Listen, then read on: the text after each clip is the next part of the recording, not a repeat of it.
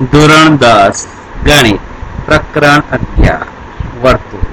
વિદ્યાર્થી મિત્રો, હવે આપણે પ્રકરણ 11 વર્તુળના MCQ ગણતરી સાથે વિગતવાર જોઈએ.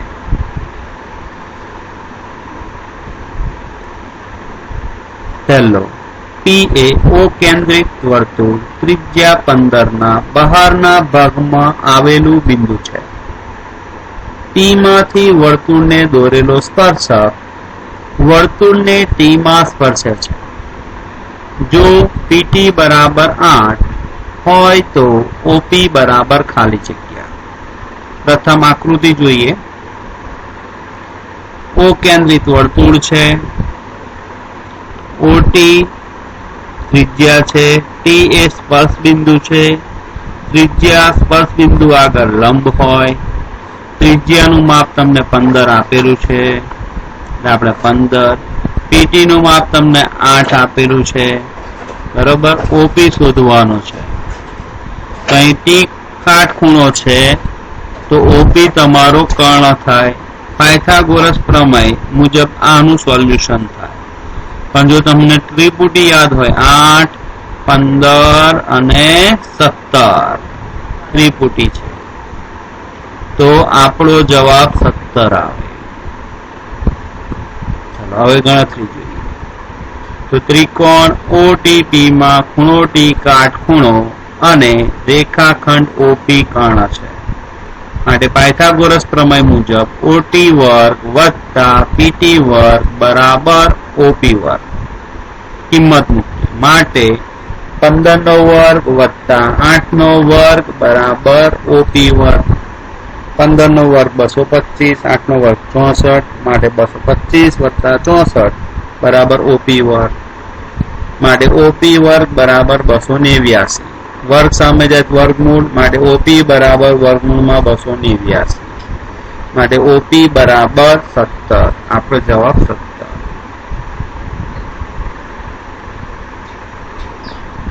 બીજો, રેખા PA રેખા PB એ O કેન્દ્રિત વર્તુળ ત્રિજ્યા R ને A અને B માં સ્પર્શે છે.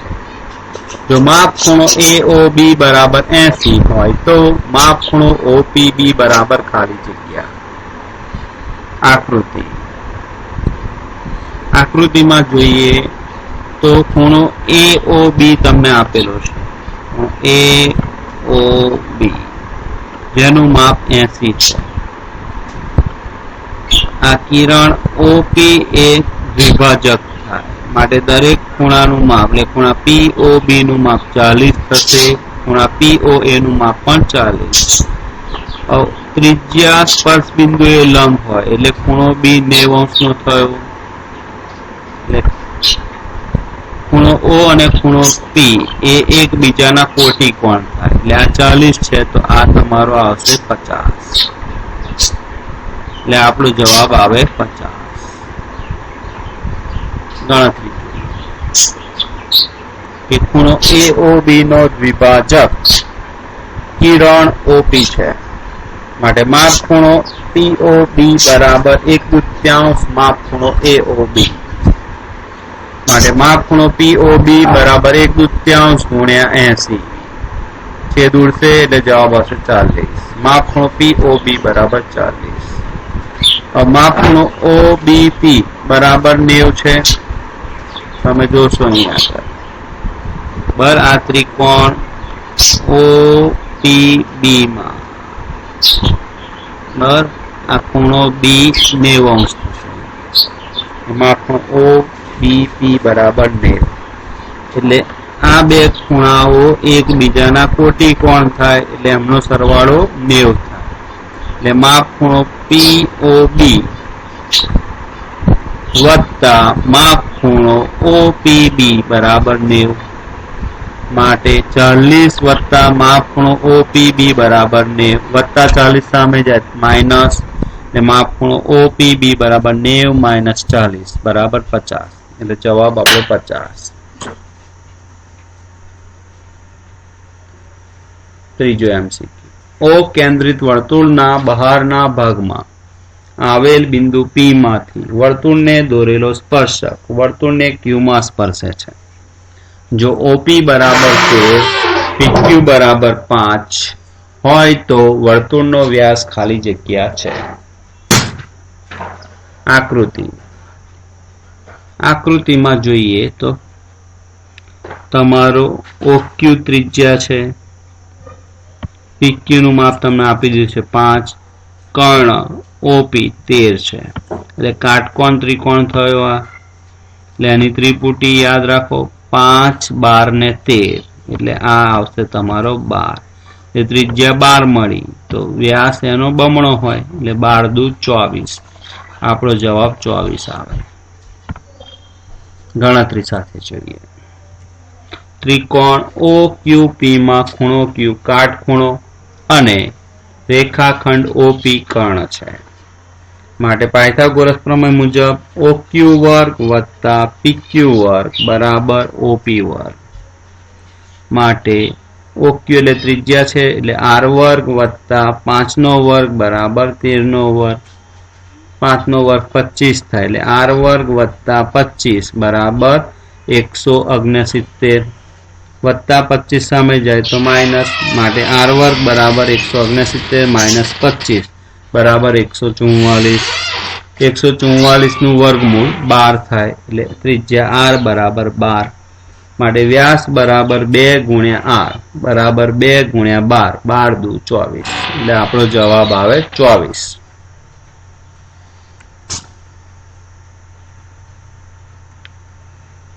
ચોથો MCQ.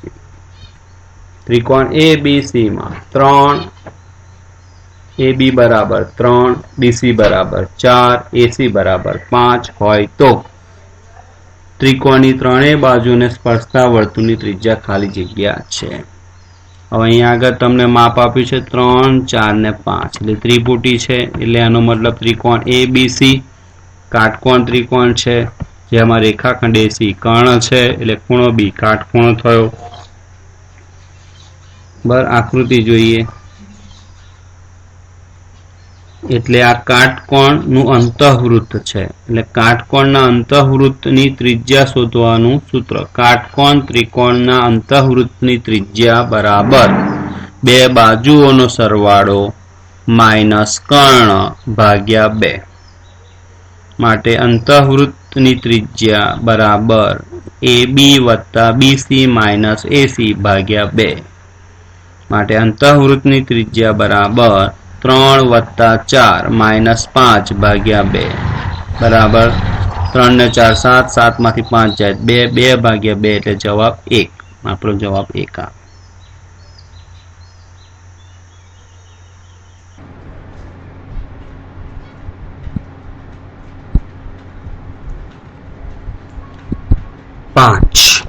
O કેન્દ્ર વાળા વર્તુળને રેખા PQ અને રેખા PR અનુક્રમે A અને B બિંદુએ સ્પર્શે છે. જો માપ ખૂણો OPB બરાબર 30 અને OP બરાબર 10 હોય તો વર્તુળની ત્રિજ્યા ખાલી જગ્યા હોય. પ્રથમ આકૃતિ જોઈશું. આકૃતિમાં તમે જુઓ છો ખૂણો OPB 30° છે અને આ ખૂણો B કાટખૂણો થાય એટલે ત્રિકોણ OBP એ કાટકોણ ત્રિકોણ થાય. 30° ની સામેની બાજુનું માપ કર્ણથી અડધું હોય એટલે કર્ણનું માપ 10 છે. માટે તમને OB 5 મળે. OB એ વર્તુળની ત્રિજ્યા છે. આપણો જવાબ 5 આવે. ચલો ગણતરી જોઈએ હવે કે કાટકોણ ત્રિકોણ OBP માં માપ ખૂણો OPB બરાબર 30 છે. ખૂણા OPB ની સામેની બાજુ રેખાખંડ OB છે. માટે OB બરાબર 1/2 OP બરાબર 1/2 ગુણ્યા 10. છેદ ઉડશે 2 કા 2, 2 પંચા 10 એટલે જવાબ 5.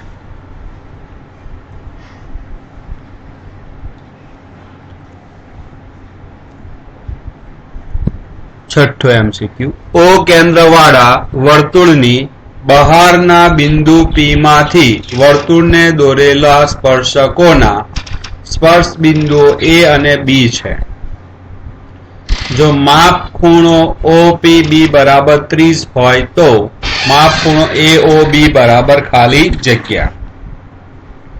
પહેલા આકૃતિ જોઈએ.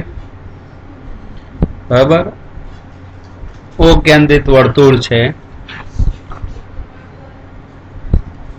તમને અહીં આગળ ખૂણા OPB નું માપ 30 આપી દીધું છે. આ કાટકોણ ત્રિકોણ થાય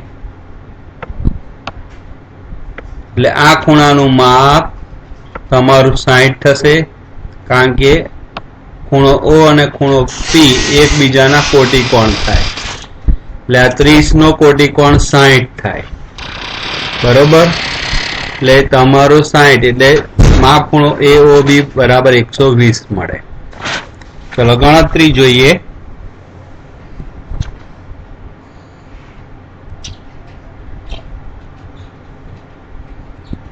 કે માપ ખૂણો OPB બરાબર 30 માટે માપ ખૂણો OBP અહીં આગળ 90 આપેલો છે, માટે માપ ખૂણો POB વત્તા માપ ખૂણો OPB બરાબર 90. માપ ખૂણો POB વત્તા 30 બરાબર 90. વત્તા 30 સામે જાય તો માઇનસ થઈ જાય એટલે માપ ખૂણો POB બરાબર 90 માઇનસ 30 બરાબર 60. હવે ખૂણા AOB નો દ્વિભાજક કિરણ OP છે, માટે માપ ખૂણો AOB બરાબર 2 ગુણ્યા માપ ખૂણો POB બરાબર 2 ગુણ્યા 60 બરાબર 120. એટલે આપણો જવાબ આવે 120. ચલો 7મો MCQ. O કેન્દ્રિત વર્તુળની ત્રિજ્યા 5 ની એક જીવા O કેન્દ્રિત વર્તુળ ત્રિજ્યા 3 ને સ્પર્શે છે તો જીવાની લંબાઈ ખાલી જગ્યા છે. તો મોટા વર્તુળની ત્રિજ્યાને R1 કહેવાય બરાબર 5, નાના વર્તુળની ત્રિજ્યાને R2 કહીએ બરાબર 3. હવે જીવાની લંબાઈ બરાબર 2 ગુણ્યા વર્ગમૂળમાં R1 વર્ગ માઇનસ R2 વર્ગ બરાબર જીવાની લંબાઈ બરાબર 2 ગુણ્યા 5 નો વર્ગ માઇનસ 3 નો વર્ગ. 5 નો વર્ગ 25 થાય, 3 નો વર્ગ 9 થાય, માટે જીવાની લંબાઈ બરાબર 2 ગુણ્યા વર્ગમૂળમાં 25 માઇનસ 9. 25 માઇનસ 9 એટલે 16, એટલે 2 ગુણ્યા વર્ગમૂળમાં 16, 16 નું વર્ગમૂળ 4, 2 ગુણ્યા 4 બરાબર 8, એટલે આપણો જવાબ આવે 8.